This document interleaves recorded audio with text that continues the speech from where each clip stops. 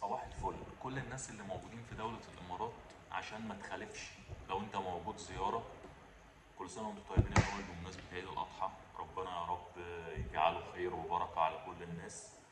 لو أنت موجود في دولة الإمارات زيارة، خلي بالك عشان أجازة العيد داخلة في حوالي من 9 ل 10 أيام. عشان ما تخالفش، لو أنت زيارتك هتنتهي في خلال الأيام دي لازم تجدد، عشان لو الزيارة انتهت وأنت في العيد ما تفتكرش ان كده انت مش هتخالف عشان دي اجازه. لا، بتجدد حتى لو الزياره بتاعتك شغاله لحد العيد او في اجازه العيد، لان هي لو انتهت هتدخل في مخالفات ورسوم مغادره وقصه كبيره انت في غنى عنها. فحتى لو زيارتك فيها اسبوع ولا حاجه، حاول تجدد الايام دي معاك من يوم الاحد، من يوم الاثنين اللي احنا فيه النهارده لحد يوم الخميس اللي جاي. بعد كده هتبتدي اجازه العيد.